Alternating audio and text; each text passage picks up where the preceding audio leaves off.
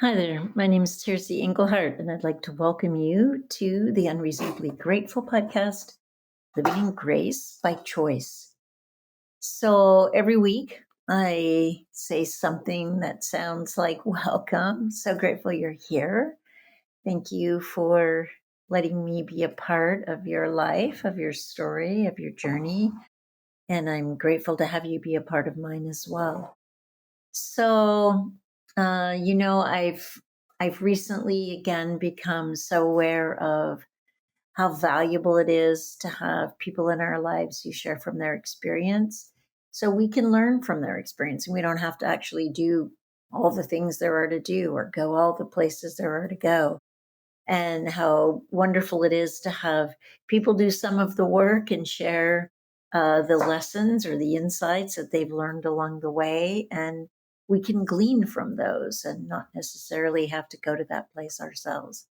So that's the purpose of this. Is I started this several years ago now, and it was a way of staying connected, which I'm so grateful for, and an opportunity to share tidbits or highlights from my recovery journey of 29 years now.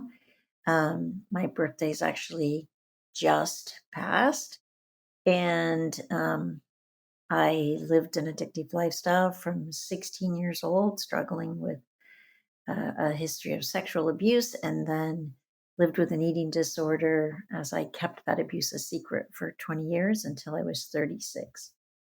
And I'm in my 50th year of life now, and so grateful to be here.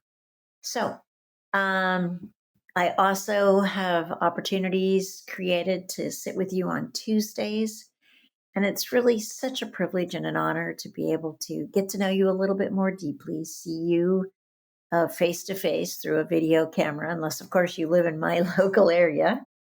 And yeah, hear more about your story and reflect back what I hear, which over the years, my experience is always a bigger, brighter, more gracious view of yourself, oftentimes than the ones that you and I have running in our head that keep us seeing a particular image or a way that we are that isn't necessarily even based in reality. So, if you're interested in that, you can sign up on tercyengelhart.com under the topic together. Okay, so this particular episode is called A Spiritual Context for Your Relationships and for Your Life. So, recently we were coaching, husband and I were coaching a couple, and we became acutely aware once again of how valuable and necessary it is to have a spiritual context for your relationship. Now, here's what I mean by that. If you're in this relationship just for comfort, financial ease, even companionship, whatever, that's more about comfort than anything, good luck. The way my husband said it, it's kind of a crapshoot. And you can look at the statistics, divorce statistics, and see that crapshoot's not going so well for lots of people. However, if you create a context where the purpose of this relationship is to open yourselves up further to being loving, to being kind, in my view, to being more like Jesus, then it's a very different journey. And you actually welcome those opportunities where we miss the mark of love, where we get somehow diverted from expanding our capacity to love one another, which is one of the great commandments. So I was reading a book recently, and this is one of the things I read which struck me. And this is by a mystic, Julian of Norwich, years and years and years and years, centuries ago. And he says, the truth is, I did not see any sin looking at himself. Sin being, it's an archery term for missing the mark of love. I believe that sin has no substance, not a particle of being, and cannot be detected at all except by the pain it causes.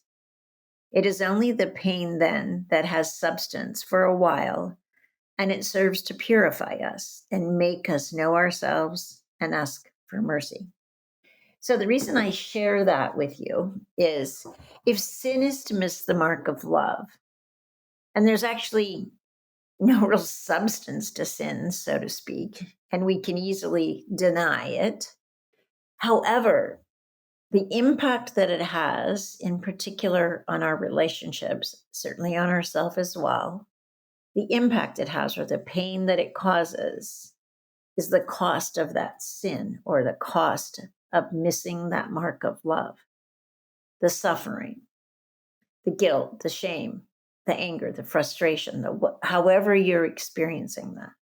And relationship is like a 24/7 mirror opportunity to see that, to see where we miss the mark of love. Because sometimes, just like I said earlier, our view of ourselves is often tainted through lies or habitual ways that we've come to believe or think of ourselves or interpret our actions or our looks or whatever. And so in relationship, there's this reflection, this opportunity, if you have a context for your relationship that allows those wounds or anything other than love to rise to the surface inside of a commitment to be love or be loving, anything that's not that comes to the surface for healing.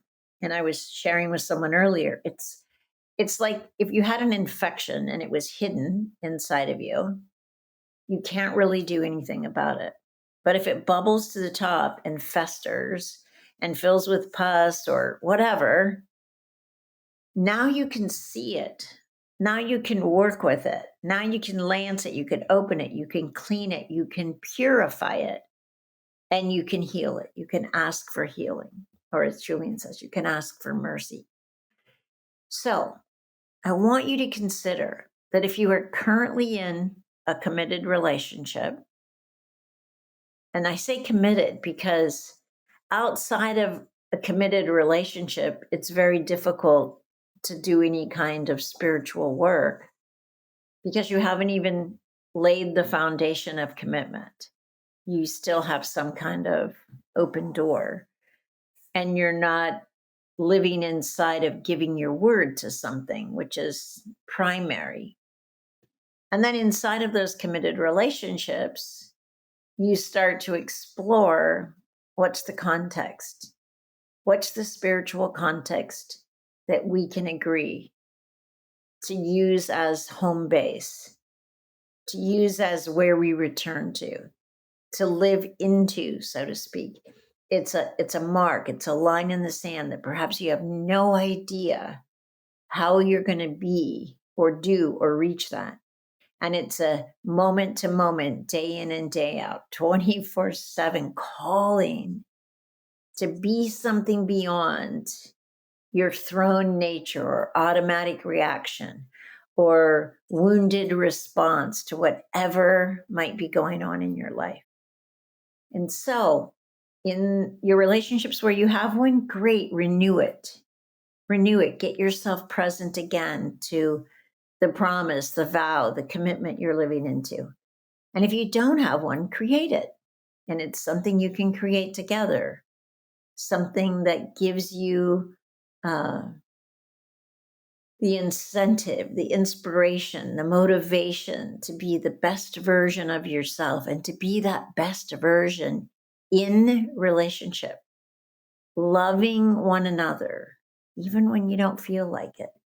It's so not about you. And in relationship, we get the opportunity to practice that and to discover that.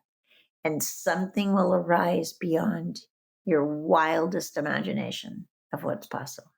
So take that on this week. I'm here cheering you on, and I'll be here next week. And I look forward to seeing you then. Have a great week.